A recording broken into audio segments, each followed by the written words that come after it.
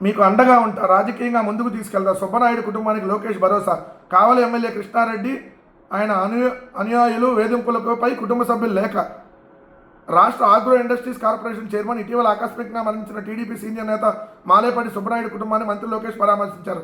కావలి ఇన్ఛార్జిగా సుబ్బనాయుడు చేసిన సేవలు, పార్టీ కోసం చేసిన కృషి వారు వివరించారు. అయితే కూటమి అధికారంలోకి వచ్చిన తర్వాత టీడీపీ ఎమ్మెల్యే కృష్ణారెడ్డి ఆయన అంచెలు పెట్టిన కష్టాలు, వేధింపులపై ఓ లేఖ అందజేశారు. కొన్ని ఆధారాలు కూడా ఇచ్చారు.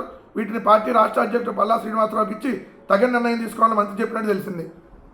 ఇది కూడా అంత బుసుక్. ఈయన తెలుగుదేశం ఇప్పుడు షాడో ముఖ్యమంత్రి, ఈయనంటే డమ్మి పల్లా శ్రీనివాసరావు గారికి లేఖ ఇచ్చి చూడమని చెప్పాడంట. మీ పార్టీ వాళ్ళని మిమ్మల్ని మీరే నరికి చంపుకుంటూ ఉంటారు. అది చూసాం కదా వీరయ్య సోదరిని. మళ్ళీ ఇప్పుడు కావాలి ఎమ్మెల్యే వేధింపులకి వీళ్ళు బలి అని చెప్పి వాళ్ళు లేఖ ఇచ్చారు. అంటే ఇక్కడ వాటాల తేడాలో వచ్చినటువంటి ఈ అన్నమాట. మామూలు వాటాల తేడాలు కాదు, వాటాల తేడాలతో ఒకరినొకరు లేపేసుకుంటున్నారు, ఒకరినొకరు కొట్టుకుంటున్నారు. ఎంత అరాచకం ఇక్కడ జరుగుతుందో చూడండి. లోకేష్కు స్వాగతం పలికి వెళ్తూ కారు ఢీ కొట్టుతూ నుంచున్న ఆటో డ్రైవర్తో పాటు ఆటోలోని 10 మంది మహిళలు తీవ్రంగా గాయపడ్డారు. అందుకని నోరు జాగ్రత్తగా మాట్లాడాలి లోకేష్.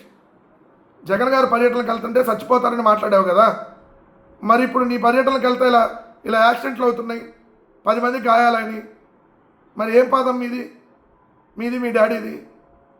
అదేవిధంగా చూస్తే మీ టూర్లోకి వెళ్ళి కదా ఇప్పుడు రాష్ట్రంలో అంతమంది కందుకూరులో కానీ, గుంటూరులో కానీ, గోదావరి పుష్కరాల్లో కానీ, మొన్న తిరుపతిలో కానీ, సింహాచలంలో కానీ, కాశీబొగ్గులో కానీ ఎవరి పాద మహిమ చెప్పాలి కదా ఇది.